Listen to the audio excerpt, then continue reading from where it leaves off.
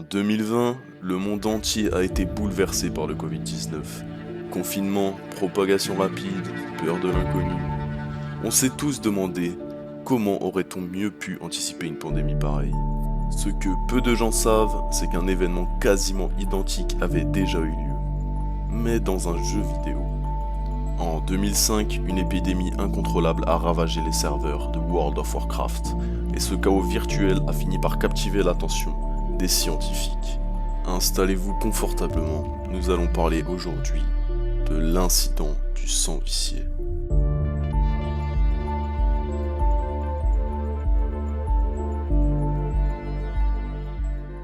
Pour les plus jeunes d'entre vous, ou ceux qui sont passés à côté à l'époque, permettez-moi de mettre un peu de contexte.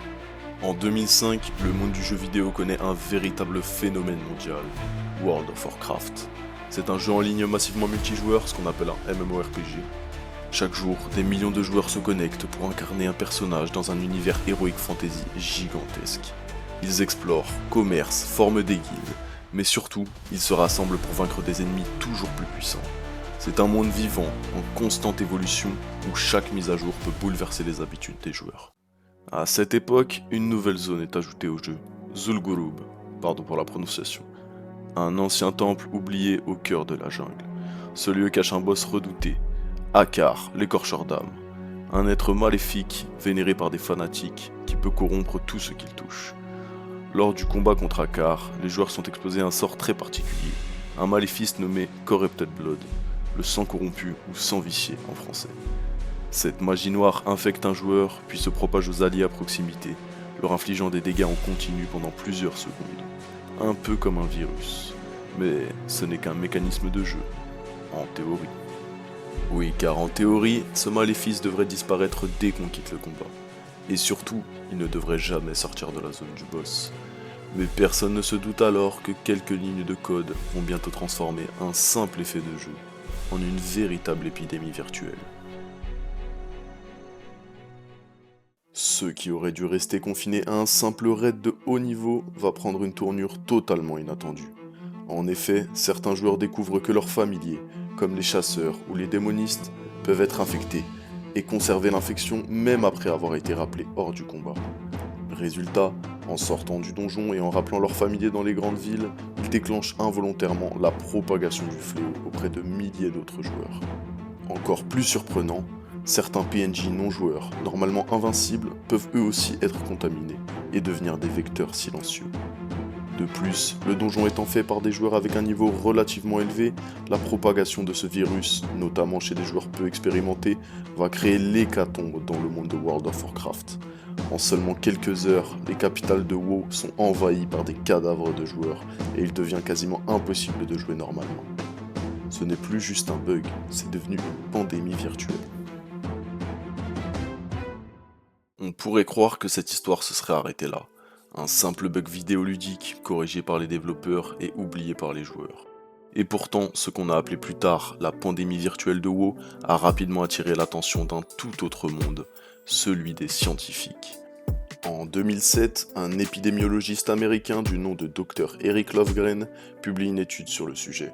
Il voit dans cette crise un modèle de comportement humain en situation de pandémie, bien plus réaliste que ce que les laboratoires peuvent simuler. Pourquoi ? Parce que dans un jeu vidéo comme World of Warcraft, les joueurs réagissent avec leurs émotions. Certains prennent peur, fuient les grandes villes ou se cachent. D'autres, au contraire, s'amusent à contaminer les autres, voire à organiser des bombes humaines. Ces comportements extrêmes ont offert aux chercheurs une vision précieuse et inédite. Comment les humains peuvent réagir face à une menace invisible, même dans un environnement virtuel. Des sociologues, des médecins, des experts en sécurité, tous se sont penchés sur ce phénomène, parfois même plus sérieusement qu'on aurait pu l'imaginer. Et si un jeu vidéo pouvait devenir un terrain d'expérimentation pour les crises sanitaires du futur ? À l'époque, cela paraissait exagéré.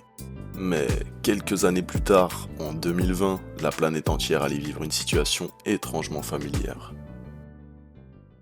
Mais quel est donc ce mal mystérieux qui se répand en Chine ? Un coronavirus proche du SRAS. C'est du jamais vu, des millions d'habitants placés en quarantaine. Le Covid-19, Événement à l'impact mondial, la propagation fulgurante du virus a chamboulé le quotidien d'une bonne partie de la planète. C'est là que les chercheurs, comme la docteure Nina Pfefferman, ont sorti des cartons les recherches menées 15 années plus tôt, afin de faire le lien avec la pandémie actuelle, se déroulant cette fois-ci dans le monde réel. Et ils ont pu remarquer que le comportement des joueurs de l'époque était très intéressant. Certains d'entre eux ont fui les capitales pour aller se mettre au vert dans des zones moins densément peuplées. Les joueurs qui avaient des capacités de soins tentaient d'aider les personnages contaminés, tandis que d'autres ont tout fait pour alerter la communauté de la menace en cours et prévenir les autres joueurs d'éventuelles contaminations. Le docteur Eric Lofgren, travaillant aujourd'hui à l'université de Washington et dont nous avons déjà parlé plus tôt, évoque dans son article. Nous voyons souvent les épidémies comme des choses qui arrivent simplement aux gens. Il y a un virus et il provoque des choses. Mais en réalité, c'est un virus qui se propage entre les gens. Et la manière dont ils interagissent, se comportent et se fient ou non aux figures d'autorité sont les éléments qui sont vraiment importants. Cet épisode m'a conduit à penser vraiment profondément à la manière dont les gens perçoivent les menaces et comment les différences de perception peuvent changer leur comportement. Une bonne partie de mon travail depuis a été de tenter d'établir des modèles de construction sociale autour de la perception du risque et je ne pense pas que j'en serais arrivé là si facilement si je n'avais pas pensé aux discussions que les joueurs de WoW avaient en temps réel à propos du sang vicié et de comment se comporter en jeu selon ce qu'ils ont tiré de ces conversations. Alors évidemment, on ne va pas dire que l'épisode du sang vicié a révolutionné la science. Mais certains chercheurs en ont tiré de vraies leçons, en montrant que le jeu vidéo peut être un super terrain d'observation pour étudier comment les gens réagissent dans des situations de crise, et surtout à quel point leurs comportements peuvent être imprévisibles. Ce qui n'était au départ qu'un simple bug dans un jeu de fantasy a fini par nourrir des réflexions profondément réelles. En quelques jours, une anomalie virtuelle a exposé nos réactions les plus humaines. La peur, l'inconscience, la solidarité ou l'égoïsme. Comme si, dans ces mondes inventés, on trouvait parfois un miroir de notre propre monde. Et si, au fond, le virtuel avait encore beaucoup de choses à nous apprendre sur nous-mêmes.